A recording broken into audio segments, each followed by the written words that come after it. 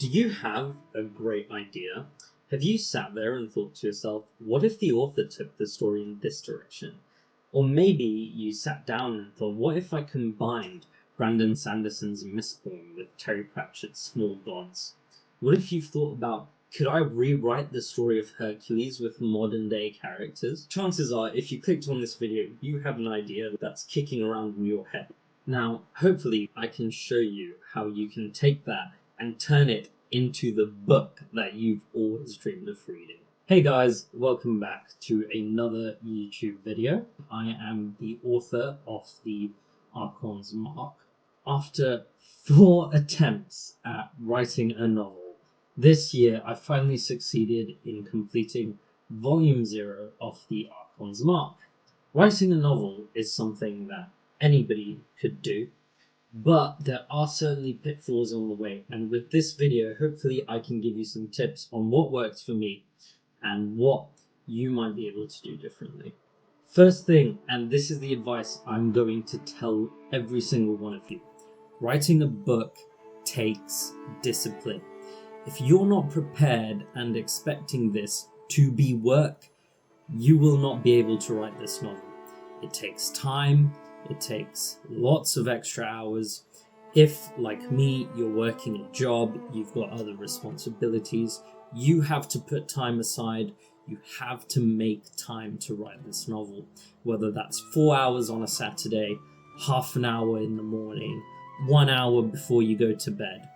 There has to be a set time, either every week, that's scheduled in for you to write this novel. Personally, I wrote every day in the morning, as much as I could, as early as I could wake up, before I had to go to my day job. Now, this doesn't work for everyone. Currently, I've gotten much busier, so I tend to schedule my writing on the weekends, where I try to write for about 4 hours on a Saturday and 4 hours on a Sunday. Even if I don't always hit that target, I try to sit down and I make sure I show up to write, because that novel is not going to write itself. You have to sit down and write. Second, get an editing software. Now, some people will find that this is a tip that only really applies later down the process when they start line editing, but line editing can take a while, and there are plenty of softwares out there which perfectly correct your grammar mistakes, your punctuation mistakes, but they can go much further and they can even teach you how to write like certain writers. For example, Pro Writing Aid, which I currently use, not a sponsor, but you have a feature where you can put the author you would most like your writing to be like, and the writing software will make certain corrections so that your writing matches theirs. I do really recommend Pro Writing Aid. You can get a lifetime subscription.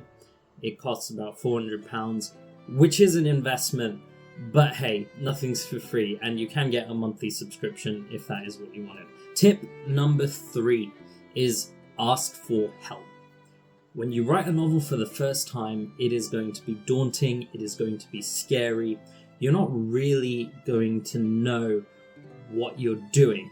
And so it doesn't hurt if you've got a close friend, if you've got somebody in your life who is just as enthusiastic and happy for you that you're taking on this creative endeavor. I really do recommend you ask that person, hey, I'm trying to write this scene and the things just don't seem to be clicking together. What do you think I should do? Again, this is somebody close, somebody who you trust, somebody who's not going to put you down, who's not going to laugh at you, who you feel comfortable sharing this with. Personally, for me, that was my significant other. She's amazing. She always helps me when I need advice. I can go to her and I can say, hey, this scene's not really working in my head. Could you give me some ideas? Could you help me talk about it? And she will give me sometimes even better ideas than I can think of myself. Next, this one, it's kind of a two-parter, and that is understand your set pieces. Now, what's a set piece? If you're writing a novel, and if you've read or studied English at school, you're probably familiar with the term setting. You want to understand what are your pieces in this setting. I would break down set pieces as characters, locations, and any events that might be occurring. These are your tools, and I'm just talking about the essentials. So, who's your story going to be about? What is going to happen during the story? Where is it going to happen? Who does it affect? What are the people doing? And so on and so forth. So you just want to kind of understand what you're working with when you write this story. If you want to write a story, you probably already have some kind of idea that you're struggling to get down on paper. So sit down and take some time to write out who are your characters, where is your story based, what is maybe the culture, the world. You don't have to be too detailed, it could just be a couple of bullet points, but just get some ideas out there so that you know what you're working with. Number 6, watch Brandon Sanderson's lectures on YouTube. Now, for those of you who don't know, which, I mean, what rock are you living under? But Brandon Sanderson is a very famous author of the fantasy genre. He has written amazing works. I really recommend you go and read them if you haven't. His books are fantastic, some of the best fantasy I've ever read. He has a set of lectures that are available for free on YouTube. I will try and link them somewhere for you guys. Definitely go watch his lectures, watch all of them, because they're fantastic. And for a beginner writer, he is somebody who really puts into words what a writer needs. And it's good resources which are available for free. So, I mean, why not? Next, I would say write enough lore for your story to be written. So when number 5 was understanding your set pieces, what's the lore behind these set pieces? What is your character's backstory? Let's start asking these kinds of questions. What is this village or this town or this city or this world? How did it come into existence? What kind of people live there? What is their race? What is their accent like? What kind of foods do they like? What kind of wars ravage this country to make it the way it is? Why is the culture the way it is? Just try and ask yourselves, go one level deep. Next, I would say leave room for your story to expand. Now, this definitely applies more to say if you're planning on making the book into a series, but your story doesn't have to be isolated. It can be, and that's fine. But if you think that this is an idea that you're going to come back to, I really do recommend leave room where things can change, things can improve.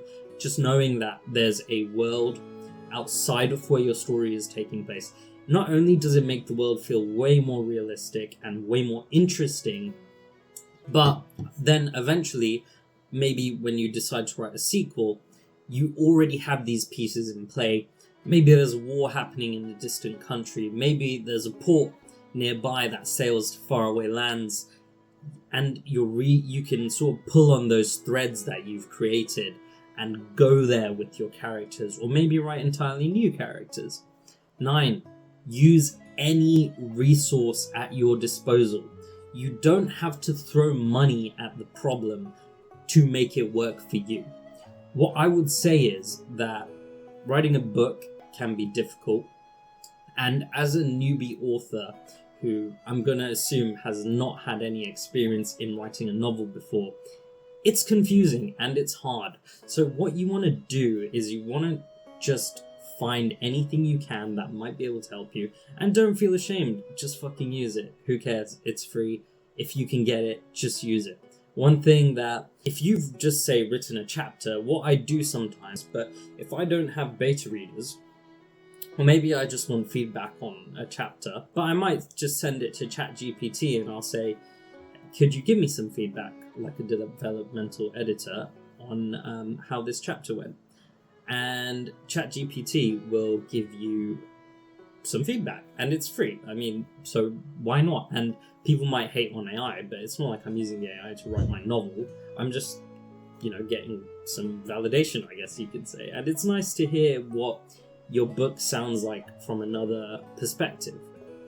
And that could be the same as sending it to a friend, like, hey, what do you think of this chapter I just wrote? Maybe having your English teacher have a look at it, Use what's at your disposal. Everybody has different things. Some people have a close family, some people have access to money, and you can use money to help you maybe hire an editor or somebody who's going to teach you. But it doesn't have to be that. There are so many options. You can look at lectures online, find stuff that is available to you and just use it, because you're starting fresh, you don't have any experience, it doesn't hurt to try.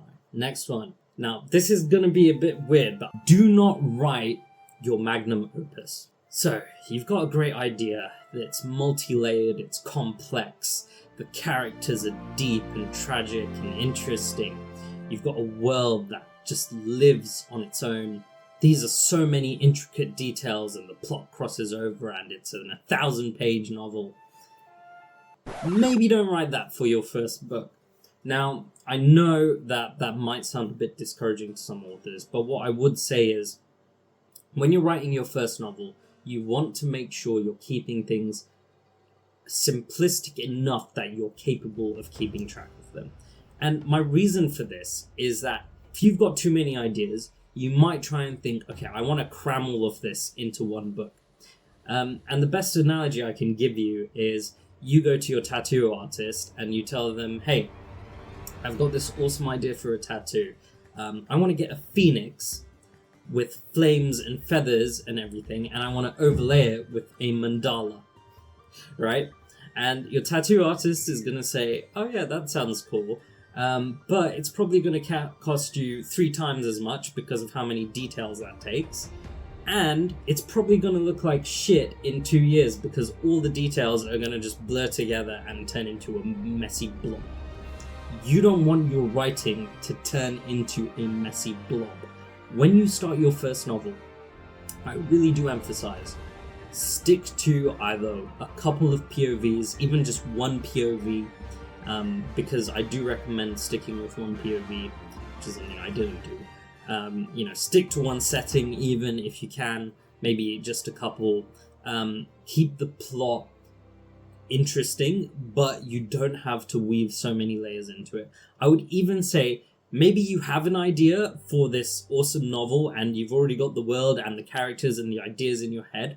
Maybe write a prequel to that, something that is completely not canon. That is actually exactly what I did. I wrote a prequel to the actual story I wanted to tell, just so I could flex my writing muscles and stretch my brain so that I understood what I was writing. And actually writing a book, you become that tattoo artist who has that experience, who has that wisdom, and then you can tell yourself, yeah, no, that's gonna take another 3,000 fucking pages. I'm not gonna add a 5th magic system to my novel. Alright? My last thing that I would say that I did successfully when I wrote my first novel was I wrote something short. Write something that is manageable, because your first novel really is about writing a novel. And the length is not the most important thing when you're writing your first novel. That might sound strange, but there are amazing stories which have been told over 5,000 chapters, and there are amazing stories that have changed the world in 150 words. All it is a matter of how that story is written. You can write a great story in 100 pages. Brave New World by Aldous Huxley was 150 pages, and that changed the world. So stick to something short, something that isn't gonna take so many chapters to expand over, because that is going to make it easier for you to keep track of what you're doing. You're going to get a feel for how to write that novel, and you will then be able to finish that novel. And when you do finish that novel, you will understand how to write another novel. The reason why I say length isn't that important is because every story is structured into beats. And no matter what kind of story you write, no matter what kind of outline you use, your story is going to have certain moments, because what a story is, and again, I really do recommend you check out Brandon Sanderson's lecture on progress, but it's a matter of progress, right? Your characters are going from point A to point B, and what you just want to check is, well, where am I starting and where am I ending?